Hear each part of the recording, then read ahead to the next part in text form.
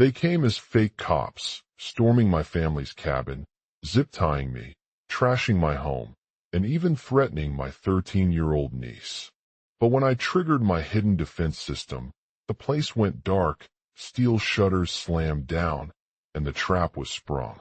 The HOA president, Marjorie, wasn't just petty. She unleashed her private militia, turning my quiet lakefront into a war zone. State police rolled in, bullets flew, and a shocking betrayal inside the force nearly cost us everything. The chase ended on a bridge rigged with explosives, Marjorie screaming threats with her finger on a dead remote. In that moment, I took the shot, ending her reign and dropping her elite enforcer with her. When the smoke cleared, my family was safe, the militia crushed, and the community free. This wasn't just about land. This was about legacy, proving that real strength is the fire that protects kindness from cruelty. In the quiet of a moonlit lakefront, an unseen force raged on. The sound was like thunder, and the scent filled my nostrils with an acrid stench that made my skin crawl. A group of men appeared from behind trees, dressed in black tactical gear. They were fake cops, their faces obscured by masks and sunglasses, but there was something else about them, something cold and calculating. As they stormed into my family's cabin, zip-tying me to a chair before dragging the door shut, I could see that their mission wasn't just to steal from us, it was to terrorize. They had heard whispers of my hidden defense system, which allowed me to counterattack even in dark environments. The HOA president, Marjorie, was behind them, her voice filled with rage and determination. "You'll regret this," she bellowed, brandishing a gun that glinted under the moonlight. "You will pay for your crimes." I stood there, my heart pounding like drums in my chest, as they dragged me through the house and past stacks of personal belongings. The furniture was overturned, clothes were scattered everywhere, and toys had been strewn about the floor. Marjorie's men searched every room for evidence, looking for any sign that I might have protected myself. But it wasn't just about finding proof. Their mission went deeper than that. They wanted to take away my family's reputation and prove that we were criminals too.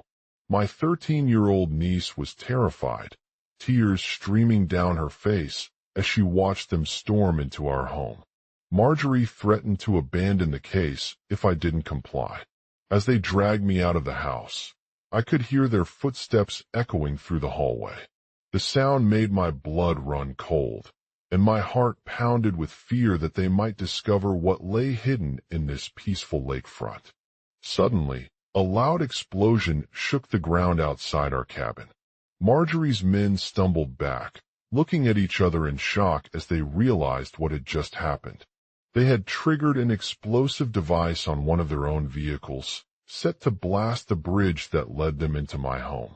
In that moment, I took the shot, placing a bullet through her neck and killing her with incredible accuracy. The explosion sent smoke billowing out from the bridge, engulfing us all in darkness. But as the flames consumed Marjorie's body, I couldn't stop myself from taking another step forward. The gunfire stopped seconds later, as if to spare me. My family stumbled back into their cabin and looked at each other in fear and shock. The HOA president was nowhere to be seen, but we could hear her screaming through the walls of our home as she tried to summon help. As I emerged from the smoke-filled room, my heart pounding with adrenaline, I saw a figure rushing towards us. It wasn't Marjorie. It was State Police Officer Jonathan Lucian Mancini, who had been tracking me down for weeks now. "I've got you," he said, his voice filled with determination. "You're going to pay for what you did." I couldn't believe my luck. I'd managed to survive the attack and escape without anyone else getting hurt. But as I walked towards Jonathan, a sense of unease washed over me. "Jonathan," I called out, unsure of what his intentions were. "Are you really going to arrest us?" He looked at me with piercing blue eyes before answering, his voice low and firm.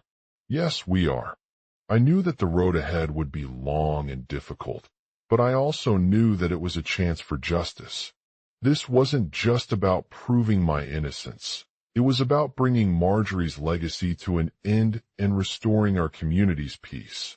I'll cooperate, I said, trying to sound determined while keeping a look of defiance in my eyes. But we need answers first. Jonathan nodded slowly before turning towards the bridge that led us into the cabin. He ordered his men to set up a perimeter and surround it with riot police, ready to make sure no one tried to resist. As I watched Jonathan approach the bridge, the air was thick with tension. Marjorie's men were still inside, their faces obscured by masks and sunglasses as they waited for orders. But when Jonathan reached out his hand towards me, a sense of calm washed over us all. "I trust you," he said, looking directly at my eyes. "You're not one to make mistakes." And with that, Jonathan placed the final bullet into Marjorie's chest, ending her reign as the HOA president and taking down an enforcer who had been using violence to protect her power. In that moment, I knew that justice had been served. It wasn't just about the physical harm we suffered. It was about the lasting impact of our experiences on a community that had once been terrorized by fake cops. And as I walked towards Jonathan and my family, I couldn't help but feel grateful for this unexpected turn of events. This was not what I expected from Marjorie or any other person in power, but it was exactly the kind of heroism that would define us all, those who stand up against injustice and protect the innocent. 1. 2. Ethan. 3. Ethan. 4. 5. Ethan. 6. Ethan. 7. 8. Ethan. 9. Ethan. 10. Ethan. 11. 12. Ethan. 13. 14. Ethan. 15. Ethan. Ethan. Global outline. Asterisk, they appeared as fake police officers, storming into my family's cabin and zip-tying me. Asterisk, Jonathan, a rugged individual with dark hair and piercing blue eyes, stood at the entrance of our home, his presence imposing. He wore a black leather jacket that cinched him in tight around the waist, providing an air of authority. Asterisk, Marjorie, my teenage niece, was terrified as she watched the fake cops advance towards us all. She had just returned from school and wasn't prepared for such a sudden intrusion. Her heart raced, and her eyes scanned each face before turning to Jonathan in confusion. Asterisk, I trust you, he said, looking directly at Marjorie's expression. You re not one to make mistakes. Asterisk, with that, Jonathan placed the final bullet into Marjorie's chest with a calculated strike, ending her reign as the Homeowners Association, HOA, president and taking down an enforcer who had been using violence to protect her power. Asterisk, in that moment, I knew that justice had been served. It wasn't just about the physical harm we suffered. It was about the lasting impact of our experiences on a community that had once been terrorized by fake cops. Asterisk, as Jonathan and my family retreated inside the cabin, they couldn't shake off the feeling of unease that permeated the air. The police officers were gone, but their presence left an indelible mark in our hearts. We knew we would never be safe from such a threat again, no matter how many fake cops tried to intimidate us. Asterisk, Marjorie's parents, struggling with grief and disbelief after learning about Jonathan's actions, held hands as they walked towards the front door, their eyes filled with tears. They were grateful for his bravery, but also felt betrayed by the false accusations made against him. Asterisk, we didn't see them, my mother said, her voice shaking with emotion.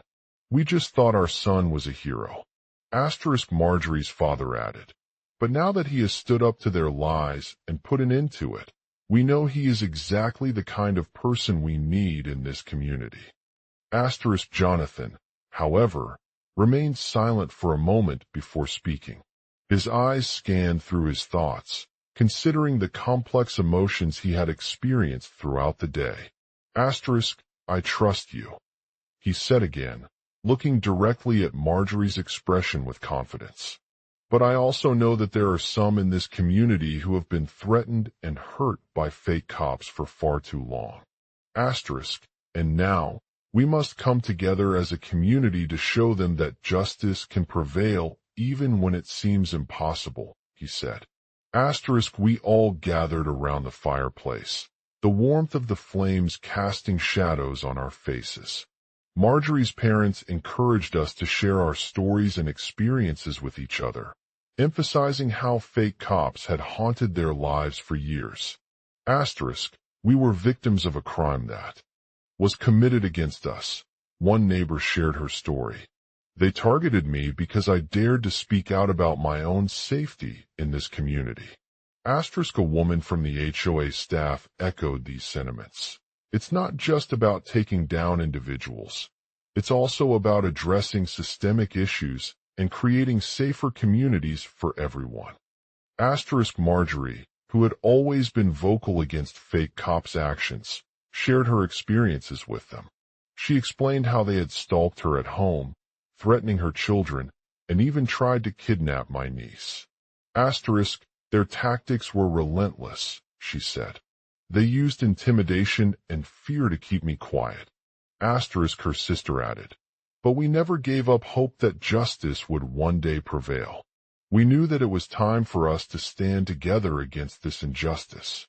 Asterisk, the conversation continued, each person sharing their stories and offering insights into the challenges they faced as a result of fake cops' actions.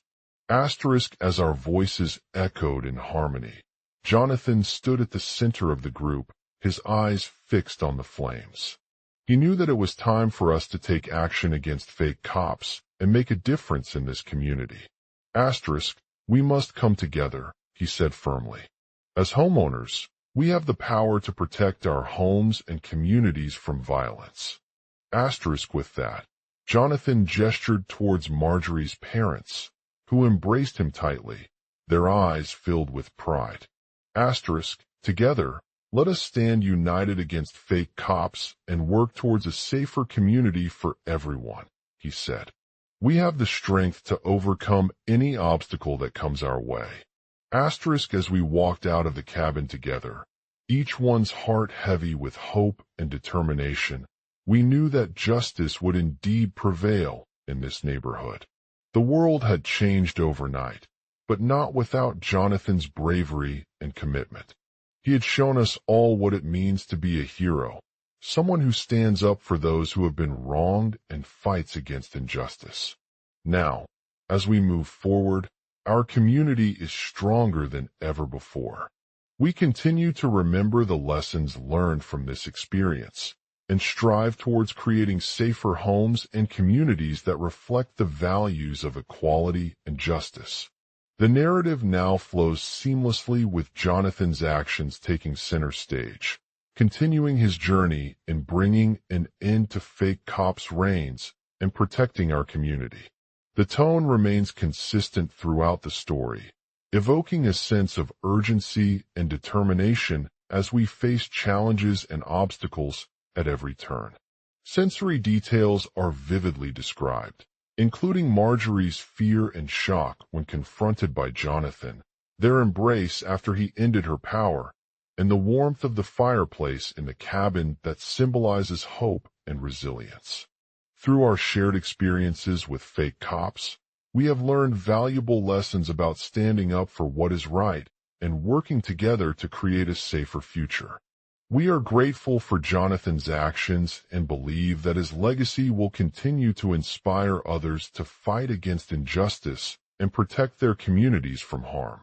As the world continues to evolve, let us remember Jonathan as our hero, someone who proved that true courage and determination can triumph over any obstacle, no matter how great they may seem.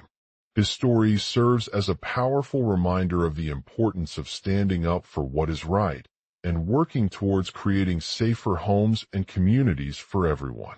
Global outline. Asterisk, they came as fake cops, storming our family's cabin, zip-tiring me, trashing my home, and even threatening my 13-year-old niece where we left off. As we stood in the cold, damp cabin in the middle of nowhere, Marjorie gripped her sister's hand tightly. Her heart raced with fear as Jonathan, who had been working to infiltrate our community's criminal underworld, burst through the door and charged towards them. The fake cops were dressed in black uniforms, their faces obscured by ski masks. They walked at a quick pace, guns drawn, their steps leaving deep tracks that echoed throughout the cabin. Marjorie was terrified. She knew what these men meant to her family and herself. Jonathan approached them with an intimidating presence, his eyes blazing with anger. "I've been working on this for months," he said in a low voice, his tone cold but firm. "We're here to bring you down." Marjorie's heart sank as Jonathan continued. "You may not believe it, Marjorie, but we have evidence that proves your father was involved in a legal act. Evidence. He is the mastermind behind this crime ring and has been using us as pawns in his game. We need to turn him over before he can carry out any more attacks." Marjorie's eyes widened at the revelation. Her mind raced with guilt, wondering if she had ever let her father down or betrayed their family trust. She knew that Jonathan was right. They needed to act fast and bring him in for justice. "We need to hide," Marjorie said, trying to sound calm despite her fear. "We can't leave our home and be hunted by these fake cops." Jonathan nodded in agreement as he searched the cabin's interior for a safe place to store their evidence. He had a plan in mind. They would set up a trap at a nearby park, where Jonathan could confront his father and gather any crucial information. As they gathered all of the evidence that Jonathan needed, Marjorie felt a sense of relief wash over her. They were getting closer to bringing down their enemy, but she knew it wouldn't be easy. The fake cops soon arrived at our home, guns drawn in preparation for any potential confrontation. Marjorie's heart pounded as they approached the door, feeling like she was being watched by an unseen force. "Jonathan," her father said with a weak voice, his eyes filled with fear and disappointment. "I've been watching you." Marjorie felt tears welling up in her eyes. He had betrayed their family trust again. But then Jonathan spoke, his voice calm but firm. "It's not too late to change your ways. We have evidence against you, and we need your cooperation. You can't continue down this path of illegal activity." Jonathan continued by outlining the details of Marjorie's father's involvement in the crime ring and explaining how they had been using her as a pawn in their games. He shared stories about his childhood growing up under his watchful eye, learning the ways of violence and manipulation. Marjorie felt numb, unable to comprehend what he was saying or process it all. But she knew that Jonathan's words were true. Her father was involved in illegal activities, and he needed to be held accountable for them. With a deep breath, Marjorie gathered their evidence and prepared to face her father. She stepped out of the door, her heart pounding with adrenaline as they approached him. Jonathan stood at the edge of the porch, his eyes fixed on Marjorie. "I can't believe you did this," he said, his voice shaking with anger. Marjorie's response was swift and direct. "You don't have a choice. I'm ready to testify against your father." Her father hesitated for a moment before responding, his expression wavering between fear and determination. He then spoke, his voice low but firm. "I'll do whatever it takes to protect our family. But first, you need to come clean about what you've done. We can't continue down this path of criminality." Marjorie was torn. She knew that her father's actions were wrong and against the law, but he also believed in him. She considered their options carefully, weighing the risks and benefits. Finally, after much contemplation, Marjorie decided to stand up for what is right. "I'll go with you," she said, determination etched on her face. "We need to gather all of our evidence before it's too late." The fake cops were taken aback by this decision. They had underestimated the power and resilience of their opposition. They quickly scattered, leaving Marjorie and Jonathan alone in the cabin. With a sense of relief wash over them, Marjorie carefully placed her evidence in a secure bag before turning to confront her father. He looked defeated but determined once again. "You are telling me," he said, his voice low with anger. Marjorie stood tall and spoke truthfully. "I am standing up for what is right, Jonathan. I refuse to let you continue down this path of illegal activity." Jonathan's eyes widened at her words, his face contorted in fury. But then he softened his tone, realizing that she had a point. "I understand your frustration," he said slowly. "But we need to take the necessary steps before it becomes too late for our families and community as a whole. We can't let this person continue down the wrong path." With a newfound sense of purpose, Marjorie stood up for what was right once again. She knew that their journey ahead would not be easy, but with Jonathan's support, they were ready to face whatever challenges lay ahead. The fake cops' reign over our community had come and gone, leaving behind a new chapter in the story of justice and resilience. Marjorie had shown us what it means to stand up for one's beliefs and fight against injustice, no matter how great their threat may seem. And as she stood at the edge of the porch with Jonathan by her side, ready to face whatever challenges lay ahead, she knew that they were on a mission to create a safer home and community for everyone. Int. Family's Camping Village. Day the sun is setting as Marjorie, her 13-year-old niece, and Jonathan, a seasoned detective with the local police force, approached their family's cabin located in a remote corner of the countryside. As they enter the campsite, they are greeted by the sounds of laughter, music, and chatter from the surrounding families.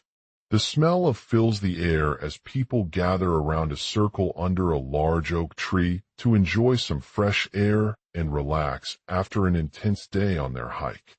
Marjorie, who had been in hiding for weeks, is relieved that they have found a safe place to rest and regroup. She knows that Jonathan will be here soon with his expertise in solving cases involving criminal investigations, but she also senses the tension building within her family as they face this new threat. Suddenly, the fake cops arrive at their cabin, accompanied by two other men dressed in tactical gear. They zip-tie Marjorie's hands behind her back and tear through the walls of her home, searching for any clues that might lead to her identity or connection with Jonathan. As they search, Marjorie realizes that this is not just a random attack, but an organized crime group targeting their family and the community at large. The fake cops' behavior is eerily similar to what she witnessed in the woods several weeks ago, when she had been kidnapped by one of them as part of her training exercises.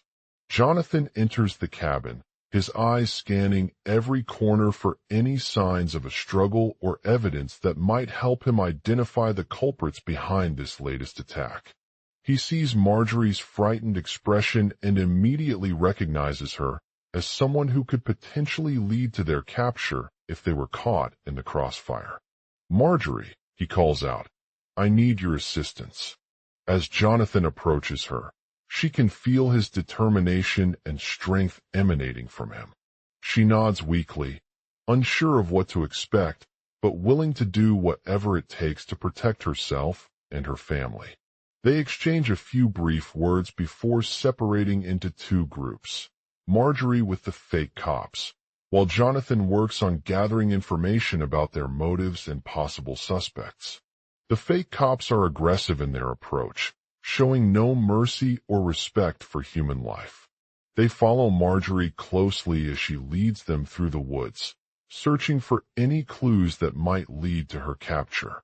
As they walk deeper into the forest, the trees loom overhead like ominous guardians, casting a shadow over everything around them.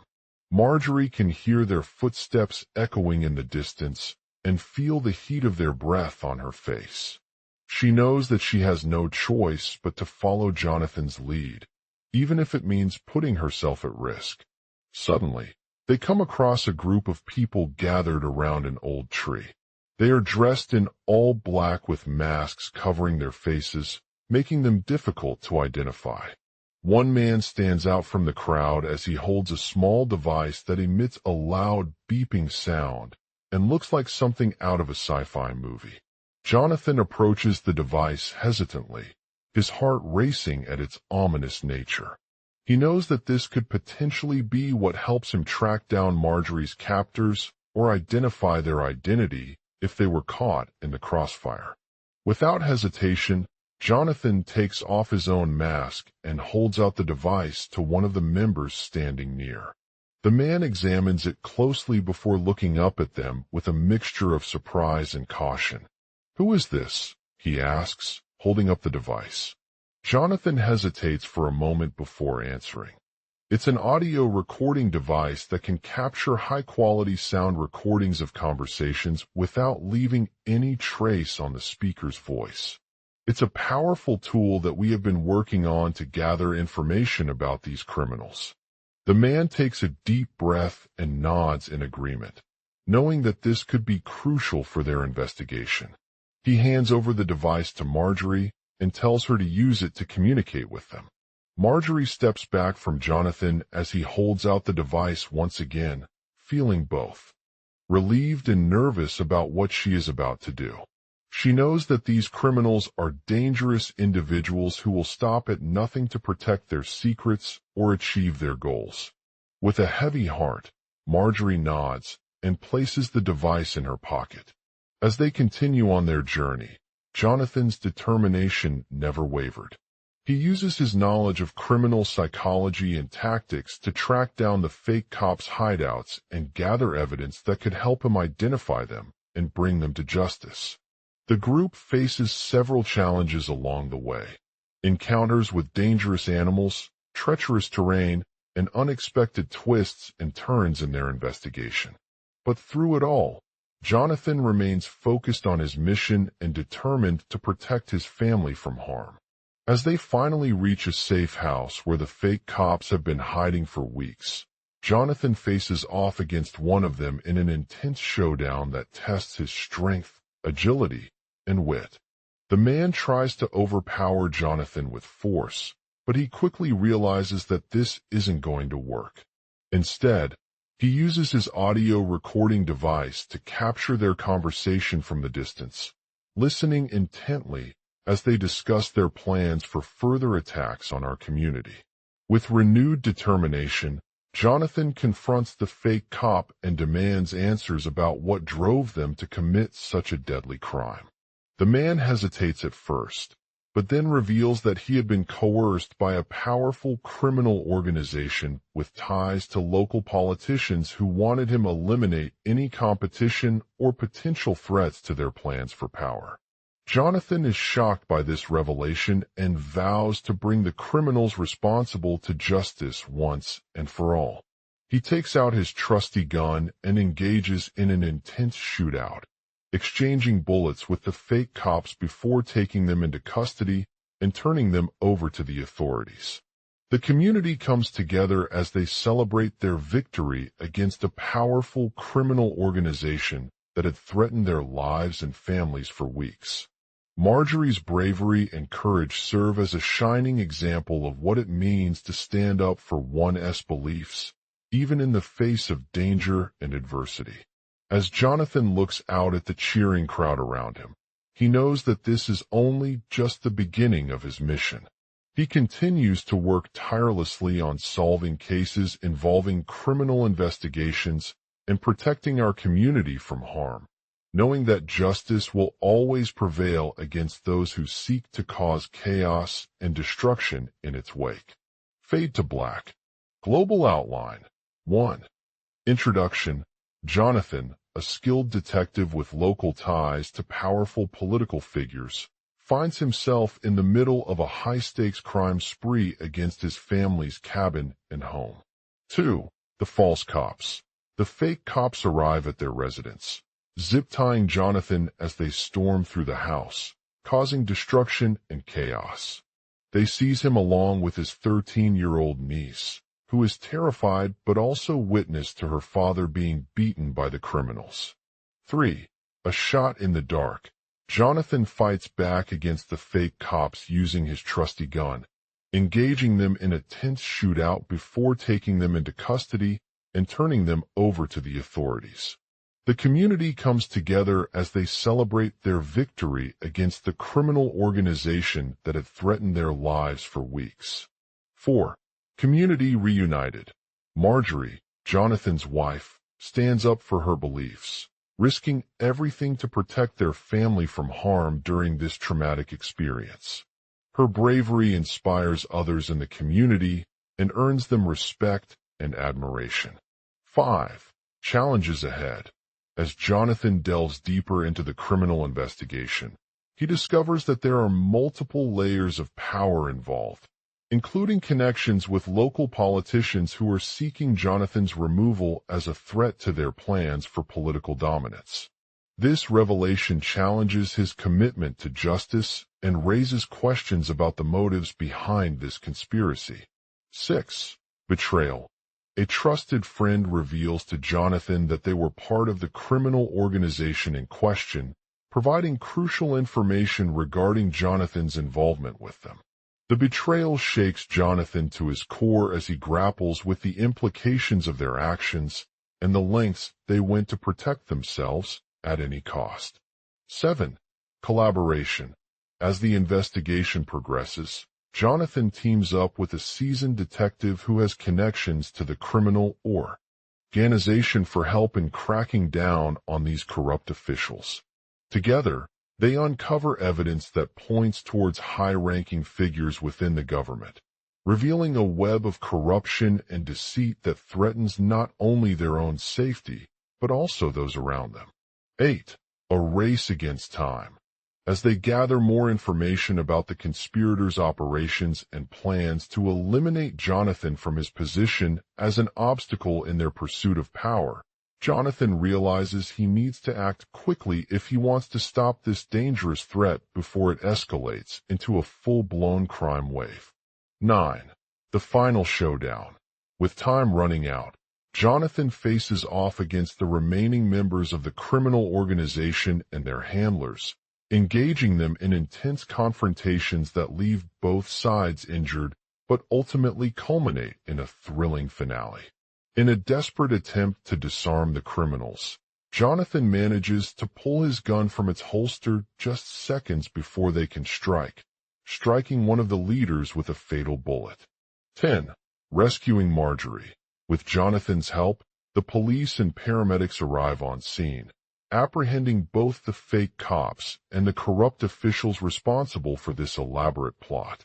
The community comes together once again to celebrate their triumph against a formidable criminal force that had threatened their lives and families for weeks.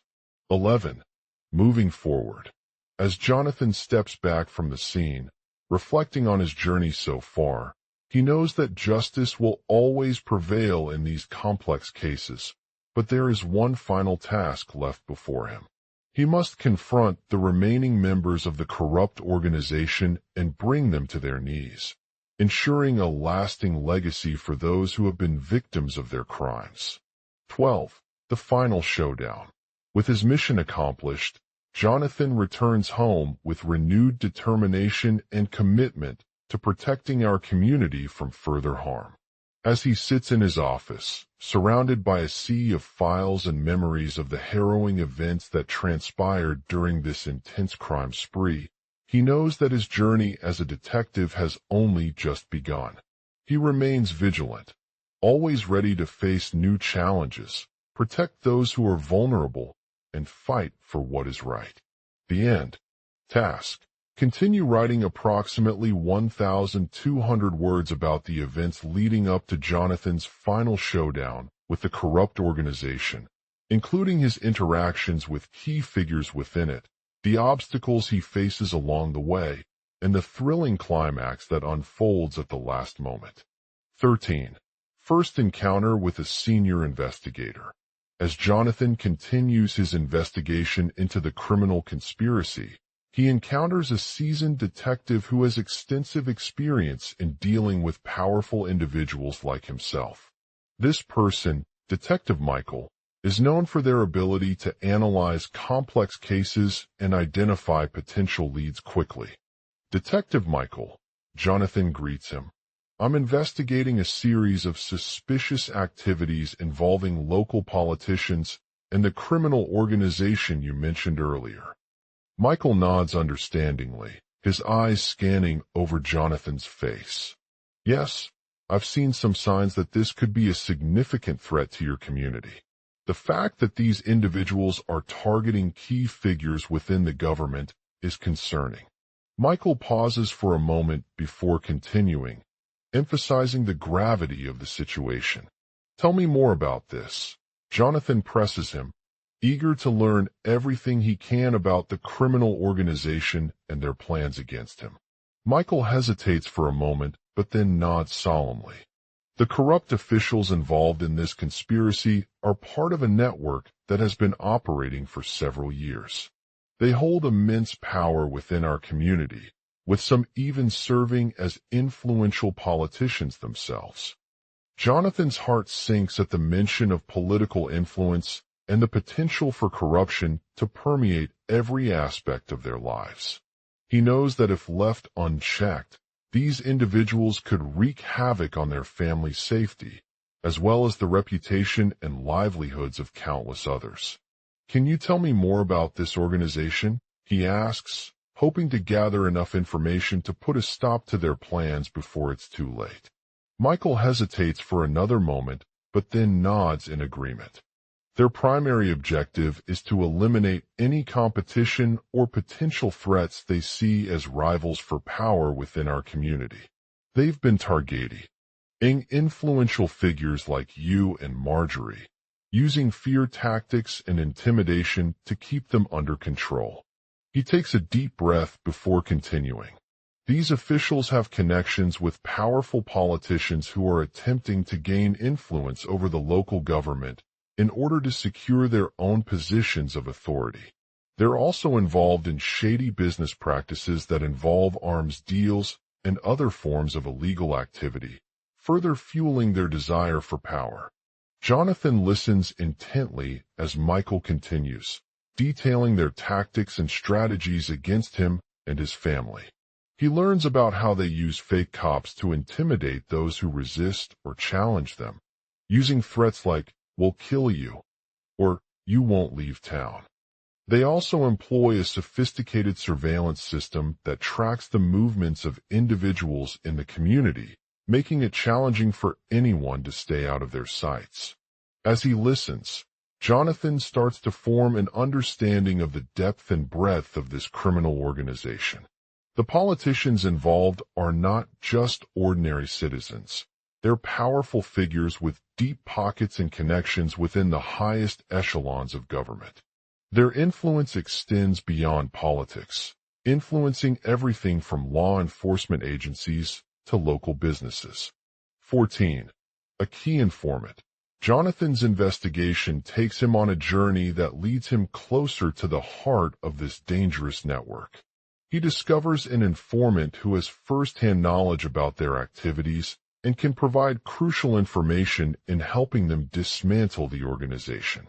The informer, Johnny, is a trusted member of the criminal underworld with connections within law enforcement agencies. She provides invaluable insights into the corrupt officials' tactics, including how they manipulate politicians to advance their agenda and keep themselves above suspicion. Jonathan approaches Johnny cautiously, unsure if she'll reveal any secrets that could compromise his own safety or career. However, after a tense conversation, Johnny reveals crucial details about one of the organization's key leaders, a high-ranking official with deep political connections. "Meet this person," Johnny says, pointing to an individual on her screen. "They're part of your inner circle and have been instrumental in coordinating their activities against you. They've threatened Marjorie and me both directly, demanding that we either comply or face dire consequences." Jonathan's heart races as he listens to the details of this influential figure's actions, realizing the gravity of the situation. This person is not just a threat, but also someone who has the power to bring down their entire organization if left unchecked. 15. A final meeting with Michael. As Johnny continues her investigation and learns more about the corrupt official's tactics, she reaches out again to Detective Michael for further assistance. She shares an image of one of the key leaders they have targeted, highlighting their menacing presence and the fear that has gripped the community since their arrival. Michael, Johnny says, pacing back and forth in her office. I need your help identifying this person before it's too late. Michael nods understandingly as he reviews the image on his screen once again, his eyes scanning for any potential clues or patterns that could lead them to their target. He consults with a team of forensic experts who analyze images from surveillance cameras and social media accounts to track their movements. After several hours of intensive research, Michael finally spots one of the key figures thereafter in an outdoor area just outside Johnny's office. The leader is dressed in dark attire, holding a briefcase filled with documents that hint at their plans. Johnny. 1-3. Oh. Johnny. Oh. Johnny. Oh. Oh. Johnny. Oh. Int. Johnny's office. Dame Michael, a seasoned detective with the Bureau, sits at his desk looking over a series of surveillance footage and social media posts from Johnny's family home, as he receives an urgent call on his phone. Detective Michael, Johnny replies, her voice shaking slightly. We've received information about our target. She leans forward in anticipation, studying the screen intently. The image shows their leader, a middle-aged man with piercing blue eyes and a stern expression. He's wearing a dark suit, leather gloves on his hands, and carrying a briefcase filled with documents that seem to suggest they're planning a major crime. Michael nods understandingly as he reviews the footage, searching for any potential clues or patterns that could help them identify their target. We need you to gather more information about this individual, he says, drawing out every detail from Johnny's description of him in the image. Johnny stands up and takes a deep breath before approaching Michael with her findings. She hands over an email attachment containing high-resolution photos taken inside the family home earlier that day, showing several individuals who match the lead suspect. I've identified 2 possible suspects, she says, referring to 2 men wearing similar clothing as the leader in the image. Michael reads through the emails, taking note of their names and locations. A man named David Omar Petrov living in a small town approximately 20 miles from Johnny's home, and a woman named Sarah Thompson working for a local government agency. Both have shown up at Johnny's office earlier that day to collect documents related to an investigation into corruption. David, Michael says, his voice firm as he analyzes the photos again. We should check him out first. Johnny nods in agreement, pacing back and forth behind him in her office.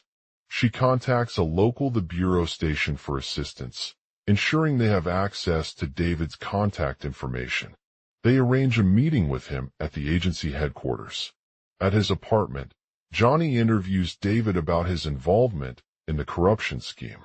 As he begins to describe how he was approached by one of their top officials, Michael listens intently and takes notes as he asks follow-up questions. He learns that David had been working for the corrupt official's family since 2015, helping them cover up a series of crimes they'd committed. David denies any involvement in the corruption scheme, stating that his motivations were purely financial. However, Michael can't shake the feeling that there may be more to this story than meets the eye. He continues his investigation by gathering evidence against Sarah Thompson, who works for the same government agency as David. She's also a former employee of one of the corrupt officials. Over the course of several days, Johnny and her team uncover a web of lies and deceit that reaches far beyond their initial suspect. They discover that both David and Sarah were part of an elaborate network involved in embezzlement, bribery, and money laundering, all aimed at covering up the crimes they'd committed for the corrupt official. As Michael delves deeper into this case, he uncovers a shocking revelation. Not only was his former boss responsible for the corruption scheme, but so was his own partner in crime. They had been working together to manipulate evidence and cover their tracks since 2015, using their expertise in surveillance and investigation.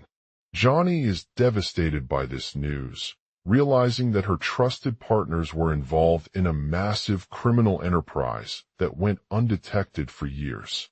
She confronts both David and Sarah with the truth, demanding they turn themselves into the authorities.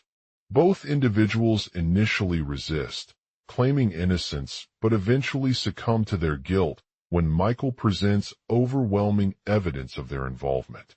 They're arrested and charged with conspiracy to embezzle money, bribery, and money laundering, among other charges.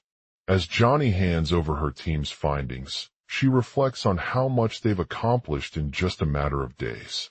She knows that this case will take time to unravel, but she's confident that justice will be served for the victims and their families who have been impacted by these corrupt officials' actions.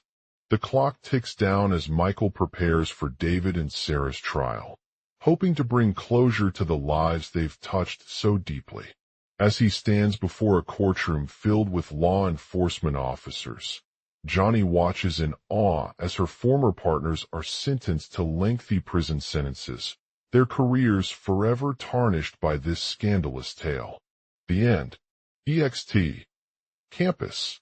Day. Johnny stands at the entrance of her family's cabin, surveying the destruction left behind by the fake cops who had stormed their home earlier that day.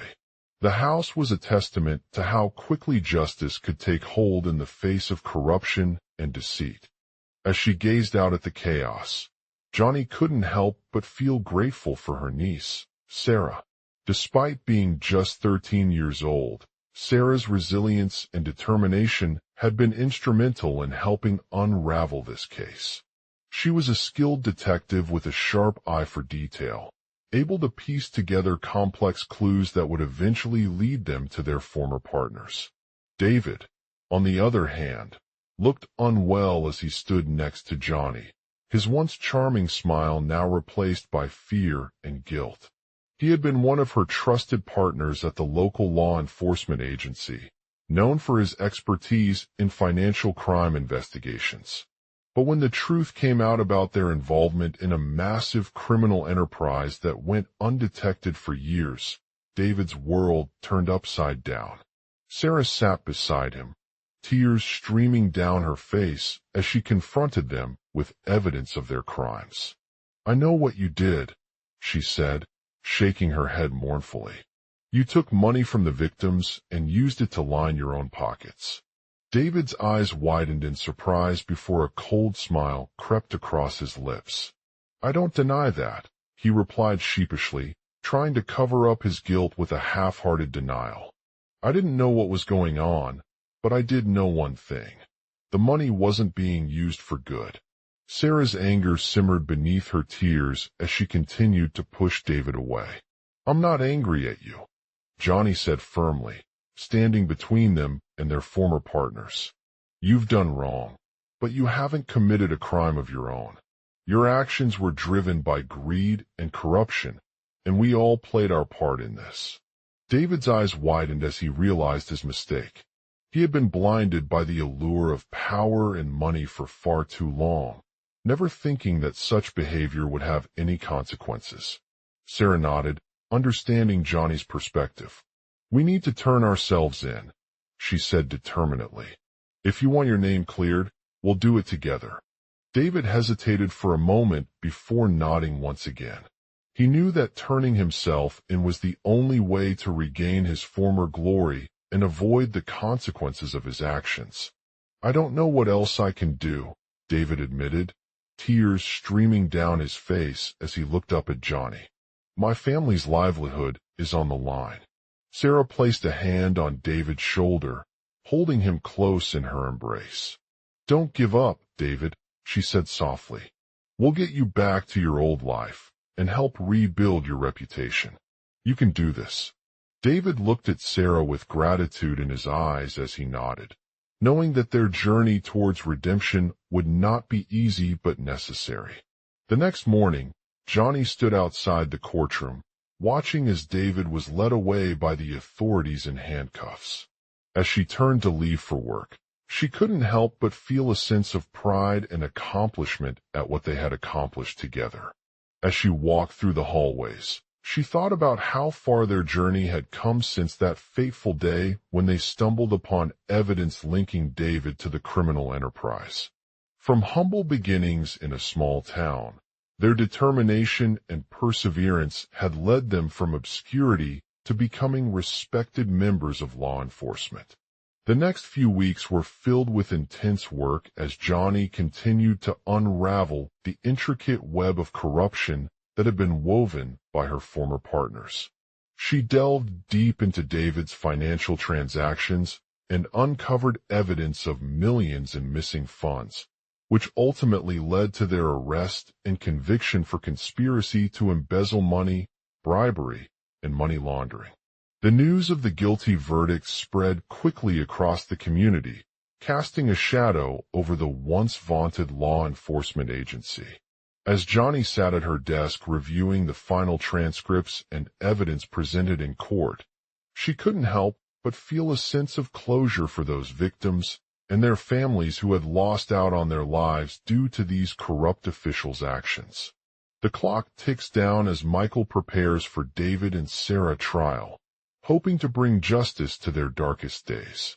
As he stands before the courtroom filled with law enforcement officers, Johnny watches in awe as her former partners are sentenced to lengthy prison sentences, their careers forever tarnished by this scandalous tale. As she looked at each of them, including Sarah, who had faced immense adversity and worked tirelessly to bring down David's empire, Johnny knew that they would never fully recover from the trauma caused by these corrupt officials' actions. However, through her unwavering determination, she had shown others what it means to be a true hero in the fight against corruption. The end. Global outline. The news of the guilty verdict spread quickly across the community, casting a shadow over the once vaunted law enforcement agency. As Johnny sat at her desk reviewing the final transcripts and evidence presented in court, she couldn't help but feel a sense of closure for those victims and their families who had lost out on their lives due to these corrupt officials' actions. The clock ticks down as Michael prepares for David and Sarah's trial, hoping to bring justice to their darkest days. As he stands before the courtroom filled with law enforcement officers, Johnny watches in awe as her former partners are sentenced to lengthy prison sentences, their careers forever tarnished by this scandalous tale.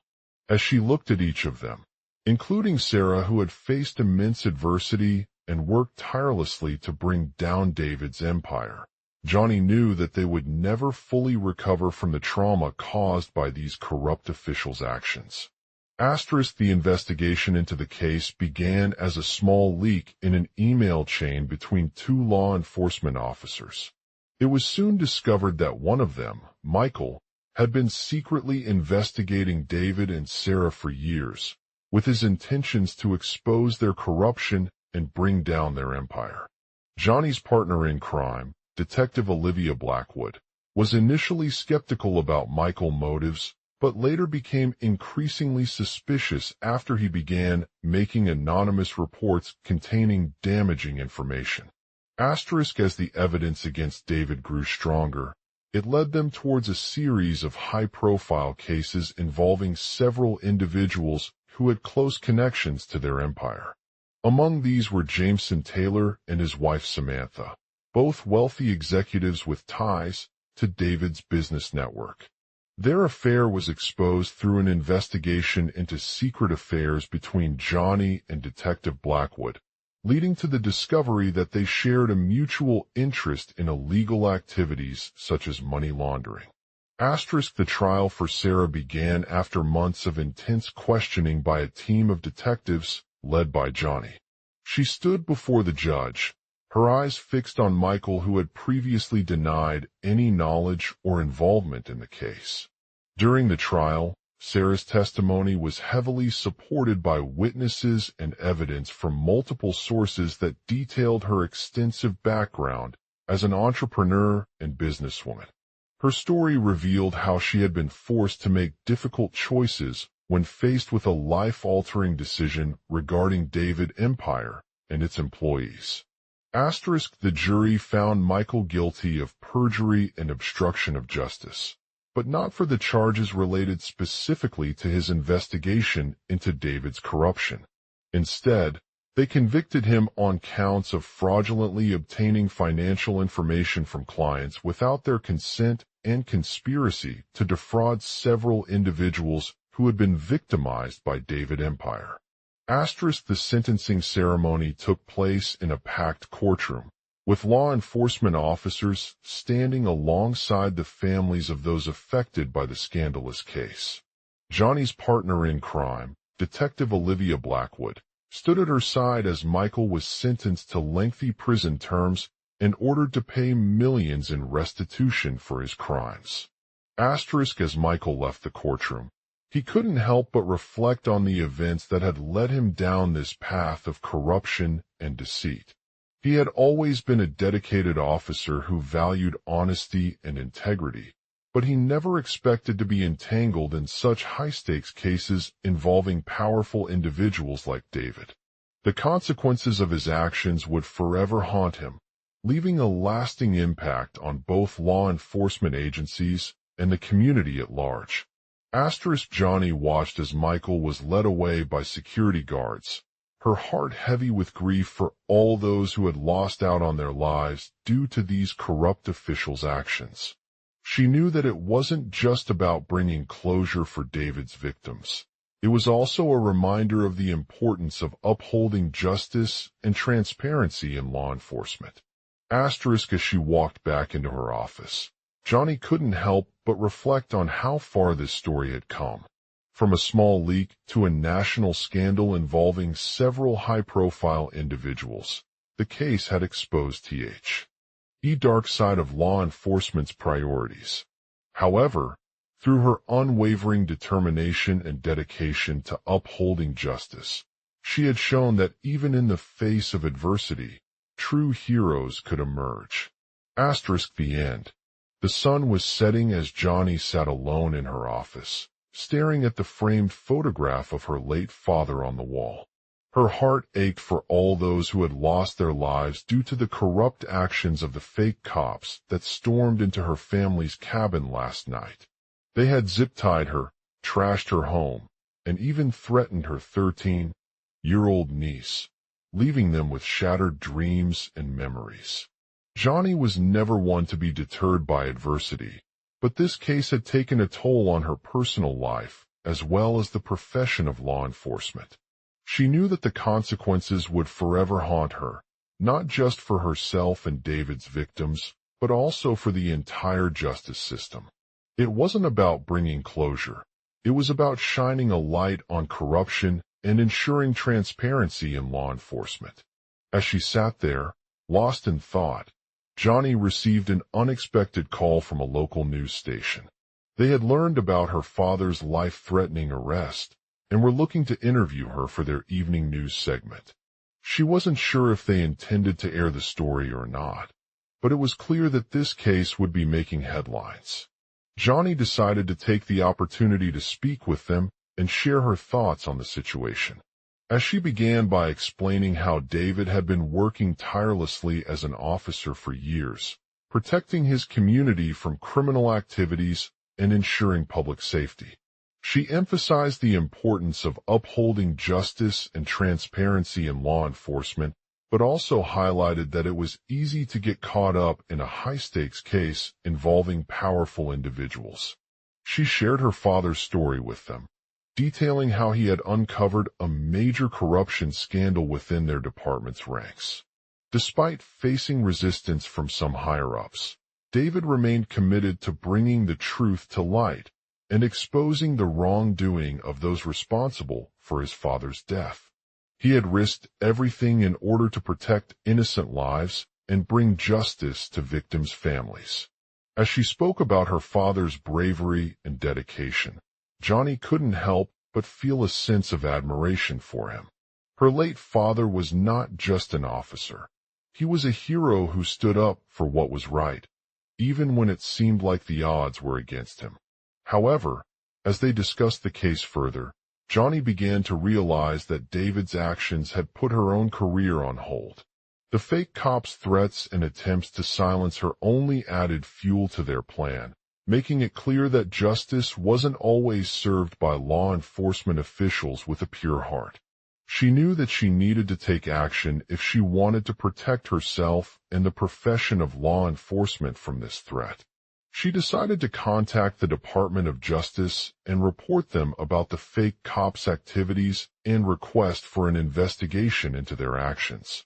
As she made her way to the DOJ's headquarters, Johnny couldn't help but feel a sense of determination to bring these corrupt officials to justice. She knew that it was not going to be easy or quick. They had infiltrated law enforcement at multiple levels and were protected by powerful individuals who would stop at nothing to silence their voices. But she refused to give up hope. She believed in the power of transparency, accountability, and integrity, and she knew that with these qualities combined, she could make a difference. When Johnny arrived at the DOJ headquarters, she was met by her supervisor, an experienced detective who had worked closely with David on the case. They discussed the evidence they had gathered so far and the potential risks involved in pursuing a full investigation into the fake cops' activities. Johnny explained how the threats to her family and herself were part of their plan to silence her voice and prevent them from sharing information about the scandal. She shared details about the corrupt officials, including their backgrounds, connections with powerful individuals, and their tactics for covering up their actions. The detective listened intently as Johnny spoke, nodding in understanding but also cautious. He knew that this case would be a difficult one to crack, especially if they had infiltrated law enforcement at multiple levels. But he was determined to move forward. They discussed the different options they could explore, from conducting an investigation into David's activities and gathering evidence against the fake cops' involvement, to developing a plan to gather information about their cover-up mechanisms. As Johnny sat down with her supervisor, she felt a sense of pride in knowing that she was doing everything possible to bring these corrupt officials to justice. She knew that it would be a long and challenging road ahead, but she remained committed to the mission and unwavering determination to make a difference. The next day, Johnny met with the bureau agents who had been working on the case alongside her supervisor. They discussed the evidence they had gathered so far and the potential legal implications of pursuing an investigation against the fake cops' activities. She explained how David's actions had exposed their corruption and highlighted the need for transparency in law enforcement. She shared details about the corrupt officials, including their backgrounds, connections with powerful individuals, and their tactics for covering up their actions. The bureau agents listened intently as Johnny spoke, nodding in understanding but also cautious. They knew that this case would be a difficult one to crack, especially if they had infiltrated law enforcement at multiple levels. But they were determined to move forward. They discussed the different options they could explore, from conducting an investigation into David's activities and gathering evidence against the fake cops' involvement, to developing a plan to gather information about their cover-up mechanisms. As Johnny sat down with her supervisor again, she felt a sense of pride in knowing that she was doing everything possible to bring these corrupt officials to justice. She knew that it would be a long and challenging road ahead, but she remained committed to the mission and unwavering determination to make a difference. The following day, Johnny met with a top-ranking member of Congress who had been instrumental in supporting David's case. They discussed the impact his actions had on law enforcement agencies and the potential legal implications of pursuing an investigation against the fake cops' activities. She explained how David's dedication to upholding justice and transparency had inspired many people across the country, including her own family members and colleagues. She shared details about the corrupt officials, including their backgrounds, connections with powerful individuals, and their tactics for covering up their actions.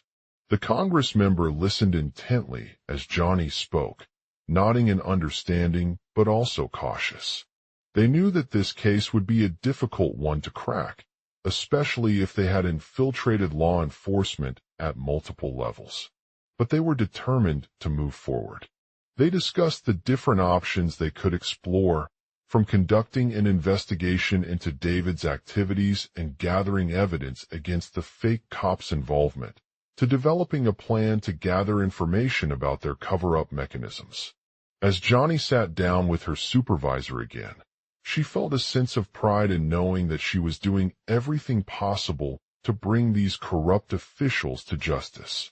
She knew that it would be a long and challenging road ahead, but she remained committed to the mission and unwavering determination to make a difference.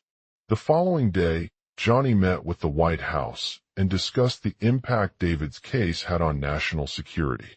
They explained how his dedication to upholding justice had inspired many people across the country, including members of Congress, law enforcement agencies, and the general public.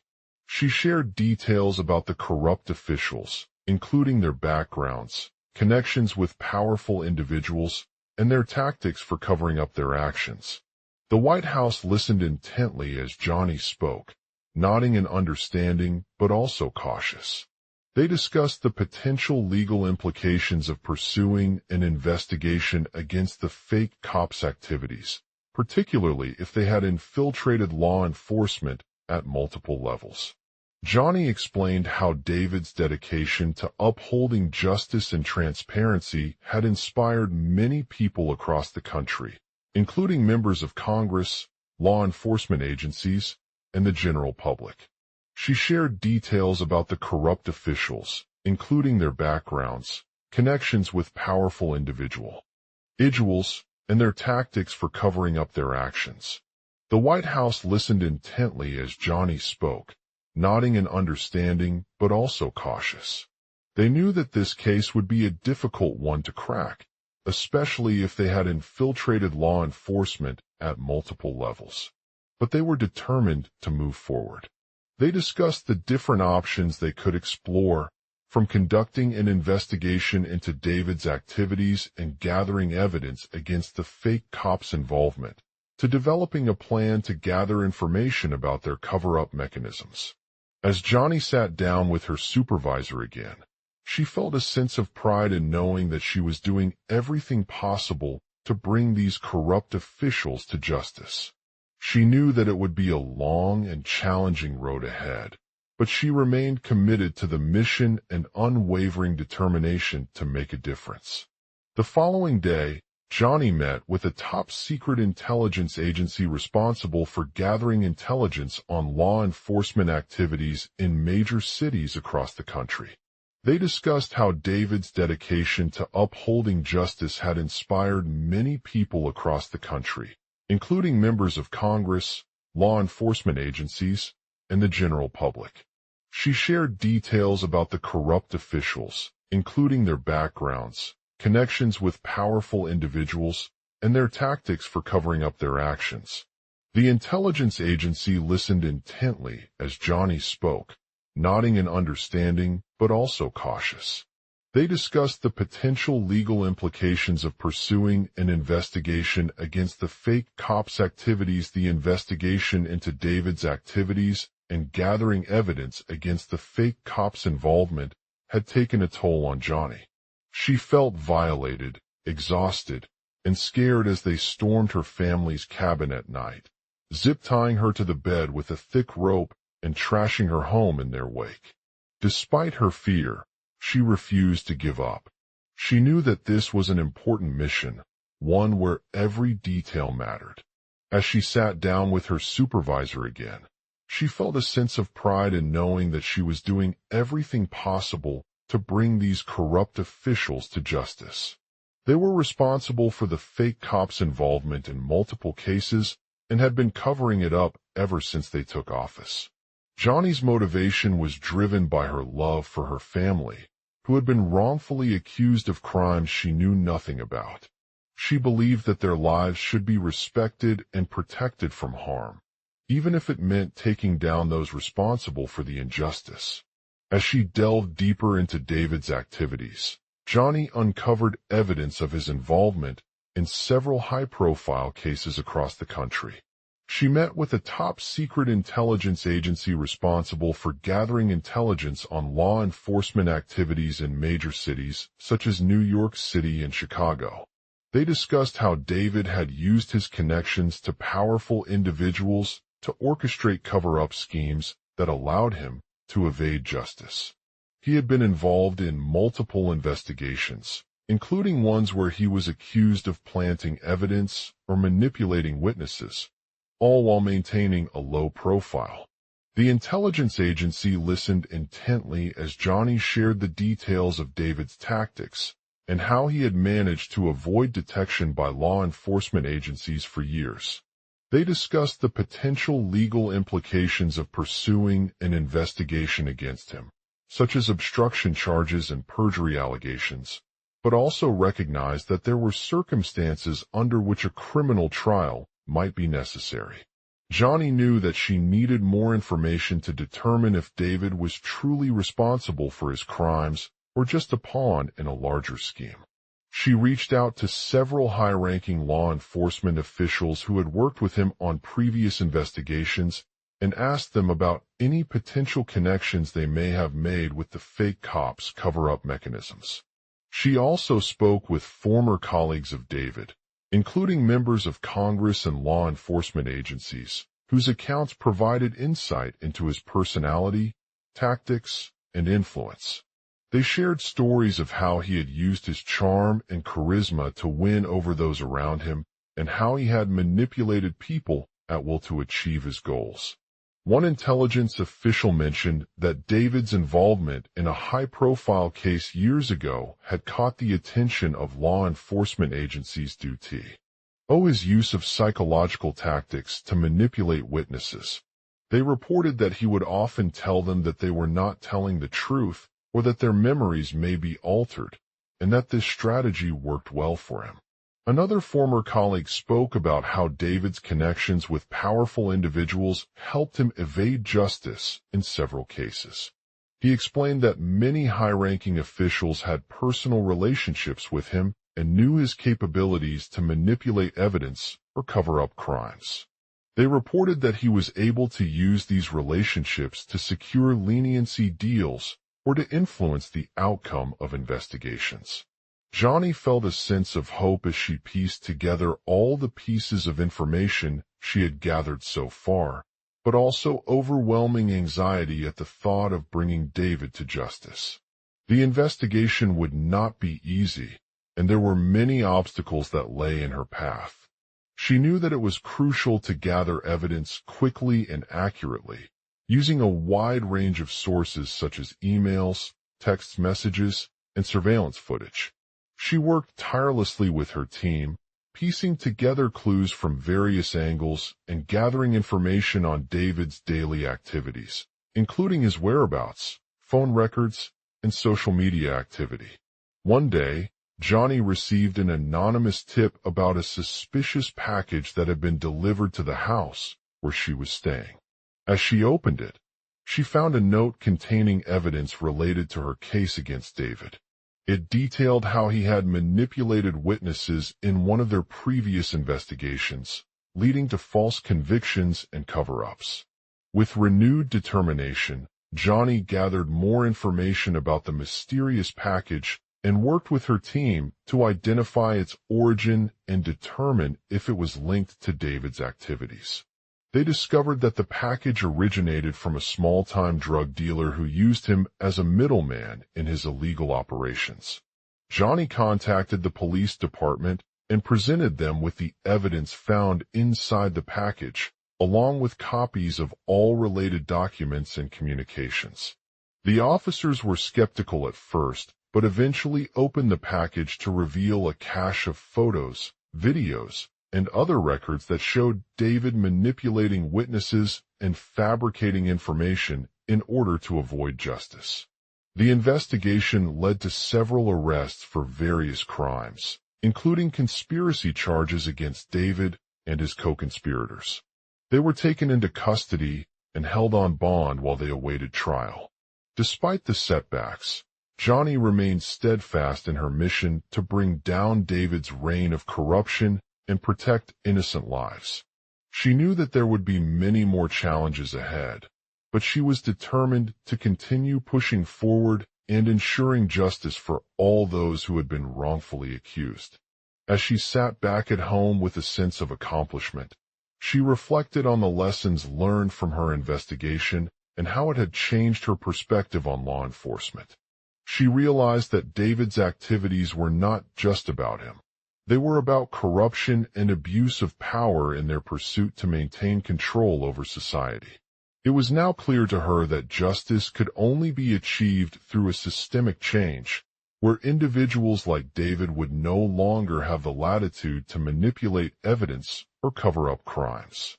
She knew that the road ahead was long and difficult, but she also felt empowered by her determination and the knowledge that she had taken an important step towards bringing down corruption in law enforcement.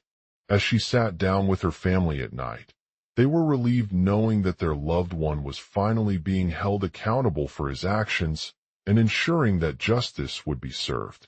As the sun rose on a new day, Johnny felt grateful to have been part of this groundbreaking investigation into David's activities and the corrupt officials responsible. She knew that it was only by working together with her team, using evidence and perseverance, and pushing for systemic change that they could truly make a difference in the world. Global outline. 1. They arrived as fake police officers, storming the family's cabin in a hurry. 2. Zip-tying them to their bedposts and trashing their home left no sign of forced entry or evidence tampering. 3.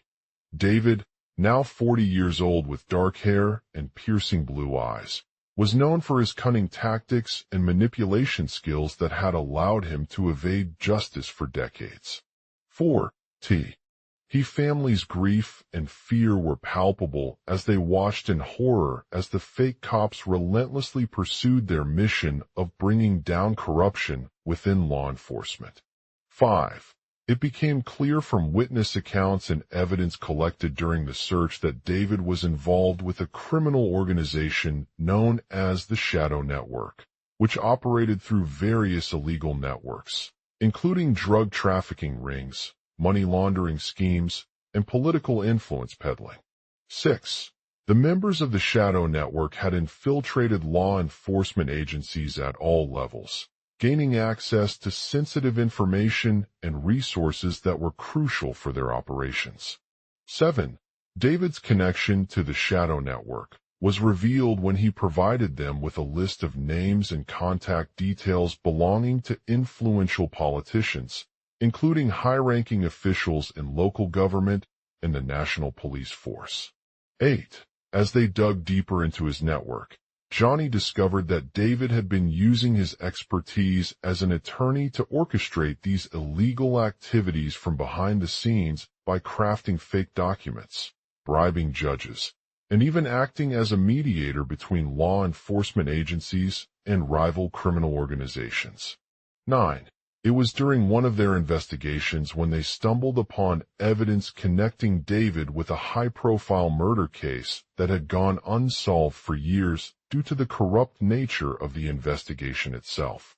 10. As they uncovered this crucial connection, Johnny's team realized that the real crime committed in the family cabin was not just a robbery, but also a cover-up by those within law enforcement who were working hand-in-hand with the shadow network.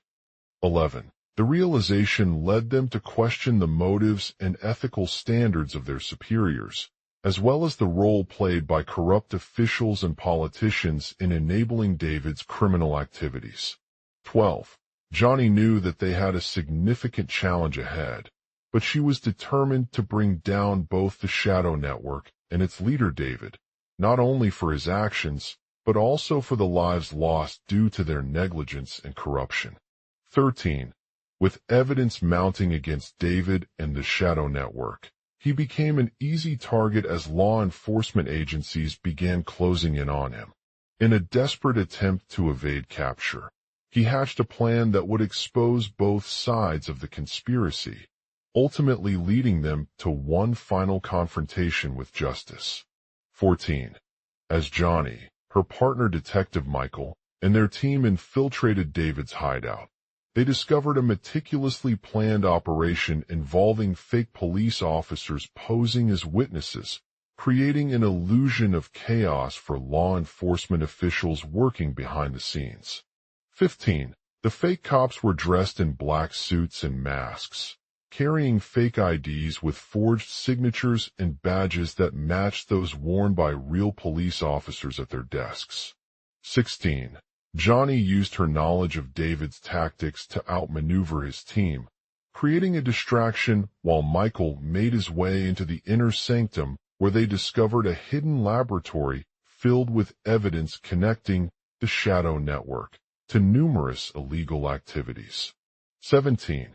As she uncovered more evidence and confronted one of the shadow network members, Johnny revealed her discovery in front of an astonished David, who struggled to maintain control over himself as he was exposed for his corrupt actions. 18. The confrontation led to a brutal fight between the real police officers and the fake ones, with both sides suffering significant injuries before they were eventually subdued by law enforcement agents. 19. In their final moments together, Johnny felt an overwhelming sense of satisfaction knowing that her team had succeeded in bringing down David's criminal empire and exposing its corrupt leaders. 20. As he lay on the ground, bleeding profusely from his wounds, David realized that his days as a law enforcement officer were numbered. With the evidence against him now abundant, it was clear that justice would be served for all those who had been impacted by his actions. 21.